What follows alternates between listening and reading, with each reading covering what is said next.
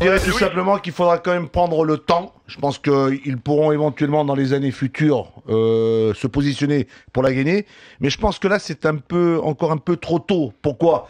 Parce qu'il y a quand même dans cette compétition, il reste encore des équipes, et non des moindres. Vous avez été émerveillé par ce Shakhtar contre Borussia Dortmund. C'est-à-dire quelque part, vous avez quand même ressenti que ces deux équipes-là avaient des moyens, de gros moyens. C'est-à-dire que moi, cette équipe de Dortmund, comme le Shakhtar, je le dis déjà pas mal de temps, il faudra certainement compter sur eux. Un peu une sorte de surprise comme le Paris Saint-Germain, parce que c'est vrai que le Paris Saint-Germain nous a fait quand même un énorme match à Valence. Ils nous ont fait un match plein, Christophe. Ils nous ont montré de l'état d'esprit, de l'ambition, de l'envie. Mettre un bémol, lui, on n'est pas encore qualifié. Non. Parce que si tu récupères pas, pour moi, je peux me tromper, je peux dire des bêtises. Il y a une statistique qui est quand même... 96% des équipes qui ont gagné 2 à l'extérieur se qualifient. Il va falloir qu'ils se découvrent, les mecs de Valence. Hein. Non, mais attends, c'est pas ça. C'est que moi, je pense que si tu ne récupères pas Thiago Silva en défense pour gérer ce fameux résultat, et que tu prends un but au bout d'un quart d'heure, je sais pas comment va réagir l'équipe.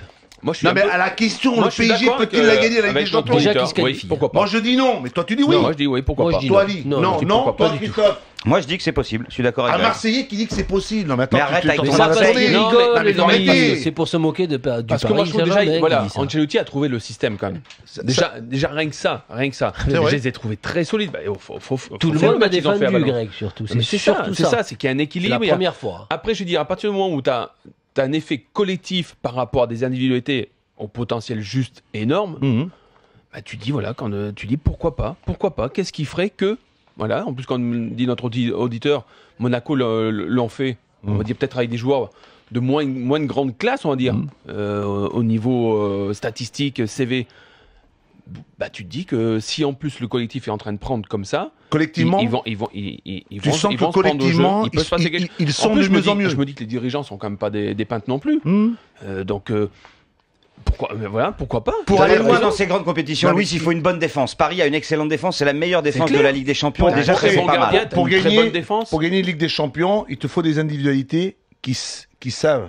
Déjà, comment on dit une colonne vertébrale déjà. Et là, il y a le souci, Zlatan Ibrahimovic n'a pas répondu présent pour toi. Zlatan, attends, il faut pas le condamner. Non, sur le match de Valence, ça a été peut-être moins quand même. Il a été là. C'est collectivement. Sur le match de Valence, est-ce que tu as vu le travail qu'il a fait au milieu pour empêcher les défenseurs et le milieu terrain, Tino Costa et l'autre milieu terrain, de jouer? Il les a empêchés pendant 90 minutes. Il les a empêchés. Oui, mais ça n'a pas été le grand Zlatan du championnat. Il accapare l'attention des défenseurs adverses tout le temps. Je veux dire, c'est de l'arbitre, tout le monde. Pour gagner, c'est du lait sur le feu, ce mec. Il faut que collectivement l'équipe soit bonne. Et là, ils nous ont montré qu'ils peuvent le faire. Ils font un travail collectif dans le travail, dans le jeu. Et puis quand ils explosent, quand ils vont de l'avant, des garçons comme Moura ou comme Lavezzi, ça provoque, ça amène. Et Zlatan, ça décroche parce que peut-être il a cette façon à lui de venir la chercher. Puis derrière, je trouve que le Quatuor, là, il a repositionné une équipe, il a reconstruit une équipe autour d'un nouveau système avec ce 4-2-4, 2 joueurs dans le milieu de terrain, les 2 jeunes qui travaillent avec sa cour. Moi, je pense que ça leur va mieux. Il va leur manquer quand même un peu d'expérience parce que là c'est Valence, ce n'est pas non plus. On pensait que ça allait être beaucoup. C'est pas le Bon, Barça. alors tu joues à Manchester United, tu joues à Real de Madrid. C'est différent. Je demande d'avoir. C'est pas le Valence d'avant non plus. Non mais c'est la question, Quand tu regardes l'équipe de Valence, c'est pas le Valence d'avant. Est-ce qu'ils sont suffisamment armés pour gagner cette Ligue des Champions? C'est ça la question. Moi je dis non. Greg il dit oui, moi je dis non. Non, par rapport à quoi? Mais je veux dire c'est.